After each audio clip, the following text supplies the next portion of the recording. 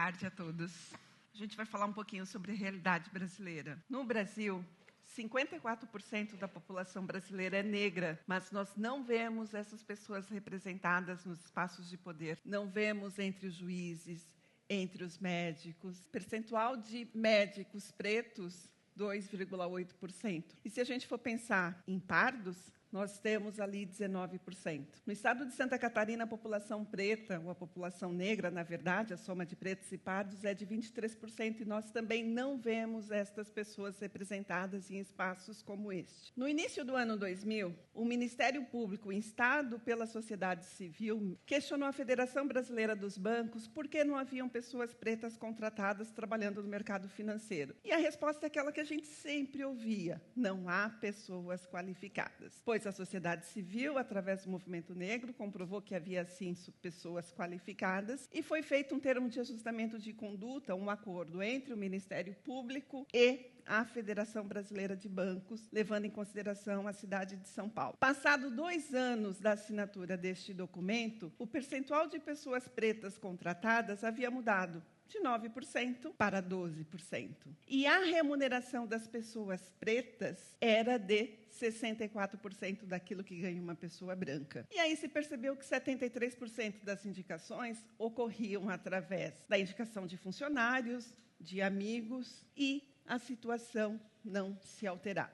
Cida Bento tem uma obra chamada Pacto da Branquitude. E essa obra diz mais ou menos o seguinte: há um acordo que assegura privilégios entre os iguais. Ela também fala no Pacto Narciso, em que eu abrir espaço para o outro, aquele que é diferente de mim, pode significar uma ameaça.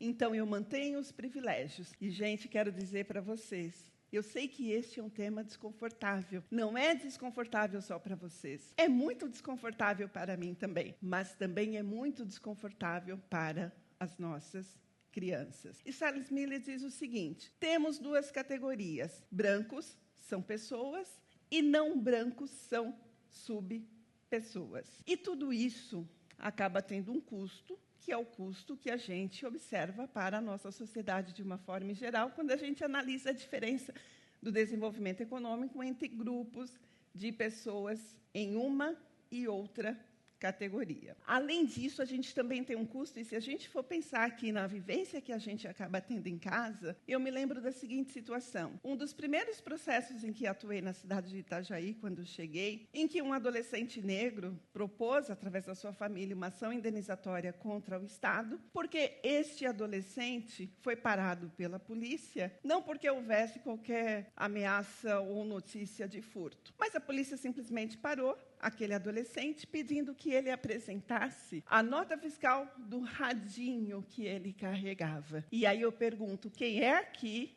que tem a nota fiscal do seu iPhone? E aí eu me lembro, e o meu filho está aqui, de quando ele tinha mais ou menos uns 8 anos de idade. Nós moramos em Balneário Camboriú, a cerca de 200 metros da praia. E ele chegou do barbeiro, e quando eu digo que chegou do barbeiro, estou querendo dizer o seguinte: ele estava muito bem vestido. E ele foi até a praia encontrar o pai. E estava com a sacolinha do mercado, com os salgadinhos, mini refrigerantes. E aí a minha dúvida era o seguinte: deixo a nota fiscal daquilo que foi adquirido no mercado ou não? Mandei o menino 200 metros caminhando até a praia com a nota daquilo que ele adquiriu, porque eu sabia que ele poderia ser parado, porque essa é a realidade das mães pretas. Eu cresci ouvindo dos meus pais: você terá que ser 2 vezes melhor do que o seu colega branco para poder disputar a mesma vaga de emprego. E isso marcou a minha vida a tal ponto que a escolha pelo curso do Direito foi no seguinte sentido: se nada der certo, presto um concurso público e terei uma remuneração minimamente decente.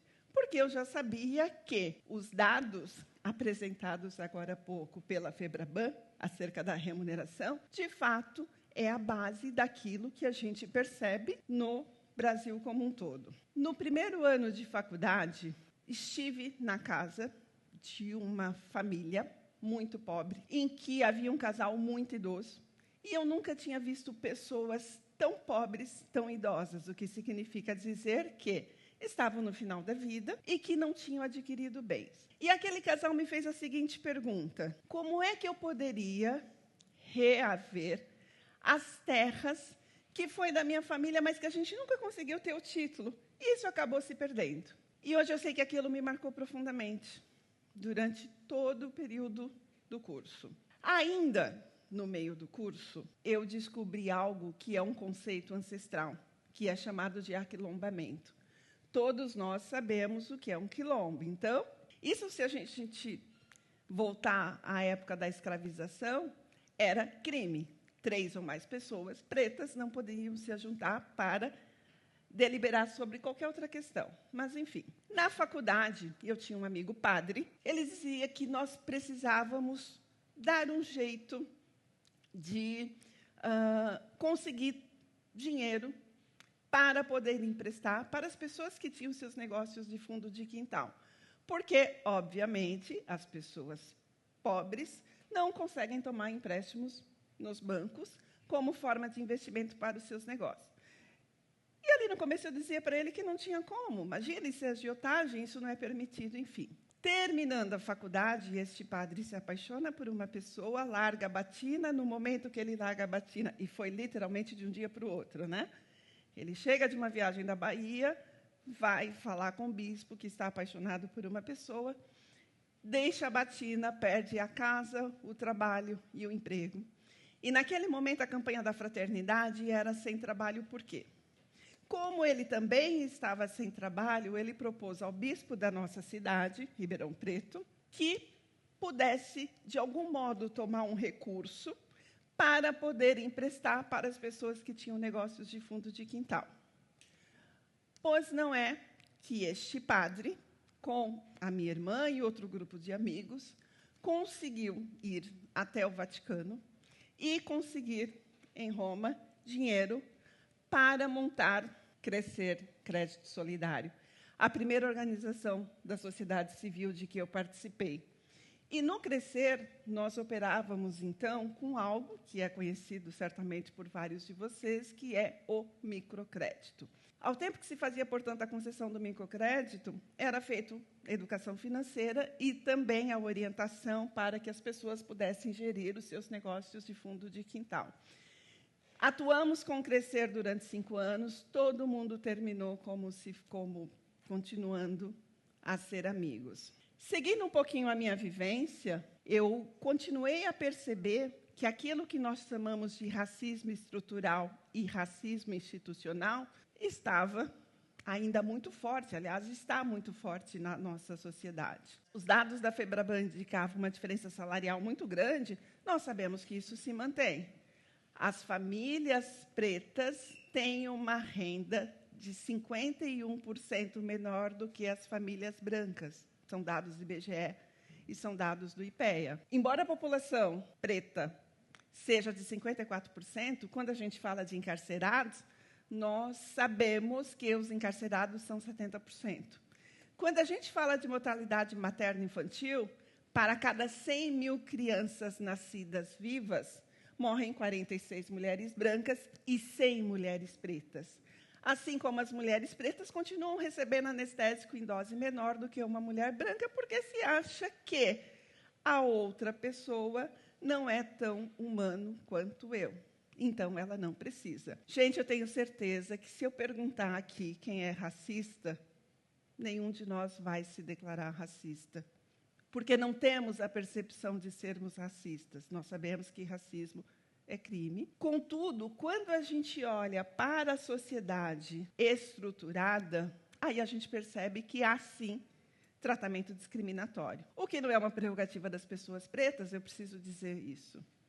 As pessoas com deficiência recebem entre 13% a 30% do que um não deficiente. E as mulheres brancas recebem cerca de 20% a menos que os homens. Portanto, não sei se um pacto narcísico, enfim, mas é um problema da sociedade que nós, enquanto sociedades, precisamos resolver como um todo. Aquela senhora que lá em 1990 me perguntou como é que ela podia fazer para reaver as terras que ela tinha, foi uma mão invisível que me impele até hoje. Porque quando eu me lembro daquela senhora, e eu tenho a memória muito viva acerca daquela imagem, eu vejo os meus antepassados. Disse para vocês que a escolha do direito não foi por justiça, e para mim direito nunca teve nada a ver com justiça. Direito para mim, no início da faculdade, era o seguinte: se eu provar aquilo que eu digo, aquilo que eu apresentei para o juiz na minha petição inicial, está certo, eu levo a decisão será favorável. O que é que eu percebi, passados 30 anos de OAB? É possível nós mudarmos cenários, especialmente quando a gente está falando de atuação coletiva. Eu percebi, através das comunidades quilombolas, através de um artigo que está previsto na nossa Constituição Federal, que é o artigo 68. Esse artigo, em 1988, foi aprovado através da negociação, de novo, entre a sociedade civil organizada, durante toda a discussão com o poder constituinte. E aí, a sociedade civil conseguiu aprovar, portanto, esse dispositivo que assegurava aos remanescentes de quilombo o direito às terras que houvessem ocupado. E aqui a gente tem uma situação que é a seguinte: se eu tiver a posse mansa e pacífica, em determinados casos, 5, 10 ou 15 anos, eu posso requerer a titularidade e a propriedade daquele imóvel. E hoje a gente faz isso de forma judicial e também de forma extrajudicial. Por que as comunidades negras, que são mais de 3.000 comunidades negras pelo país, por que nunca utilizaram o Zucapião? Por que não tinha acesso ao Poder Judiciário? Porque o advogado é caro. Na faculdade, eu descobri que o artigo 68 permitia às comunidades fazer o seu pedido judicial utilizando, aqui sim, um parceiro, Ministério Público Federal e Poder Judiciário, Justiça Federal.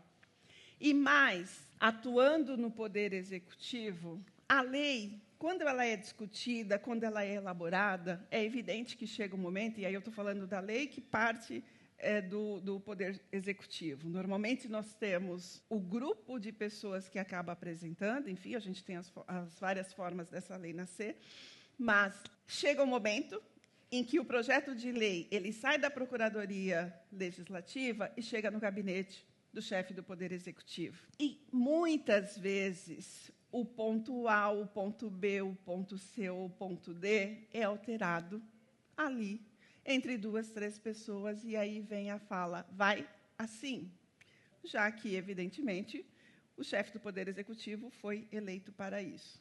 E isto é poder. Direito, evidente. No direito, a gente aplica a lei e o direito já nos confere poder. Agora, alterar a lei também é um outro poder que precisa ser levado em consideração.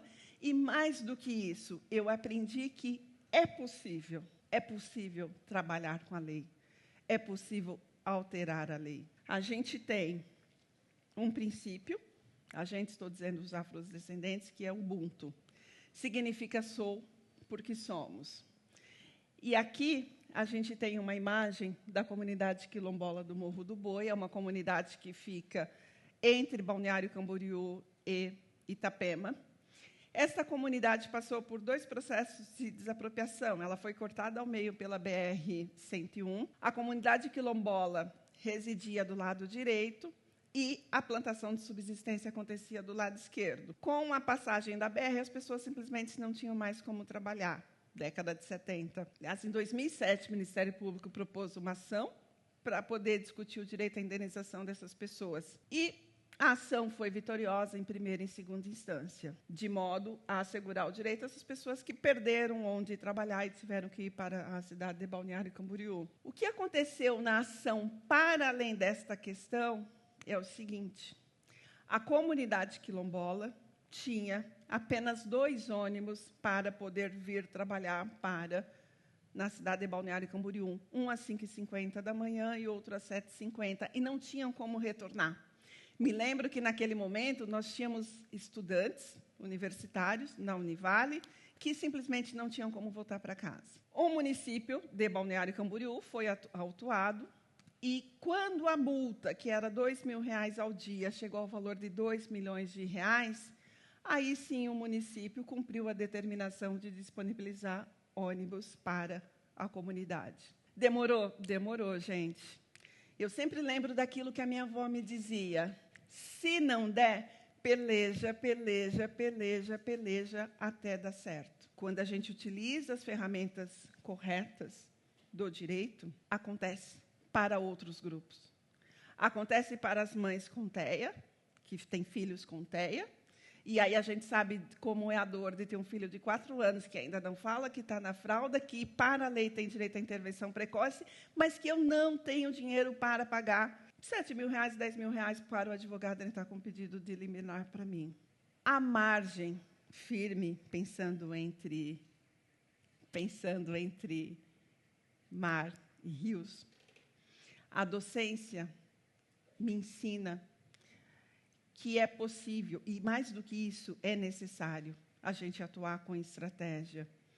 Então, a advocacia, pensando de novo na mão invisível e na necessidade de assegurar direitos a grupos de pessoas, a advocacia me permite resolver este propósito. E a docência também me permite fazer com que outros estudantes, a partir da necessidade da atuação em favor de grupo de pessoas, possam também assegurar o direito à gratuidade. Então, era um pouquinho sobre isso que eu queria falar com vocês. A gente tem aqui a imagem do Ubuntu, sou porque somos. É possível, quando você sente a dor do outro e quando você utiliza os instrumentos jurídicos, você consegue avançar. Dá para ser resiliente e resolver os problemas do mundo? Não, não dá, porque é extremamente cansativo. O que é possível é agir com estratégia. E, nesse sentido, eu sou professora na Univale, nós temos um grupo de estudos, que é o NEABLE, Núcleo de Estudos Afro-Brasileiros, em que conseguimos fazer o levantamento de todas essas discussões para poder fazer com que outros acadêmicos também façam a busca pelo direito. E, além disso, o nosso Instituto OBA, Instituto de Equidade Racial, a fim de que nós possamos também, em outros espaços, conversar sobre aquilo que chamamos de letramento racial, para que a gente possa, assim, pelo menos, entender quantas vezes atuamos com discriminação e o quanto isso acaba reverberando na vida de cada um. É isso, pessoal. Muito obrigada.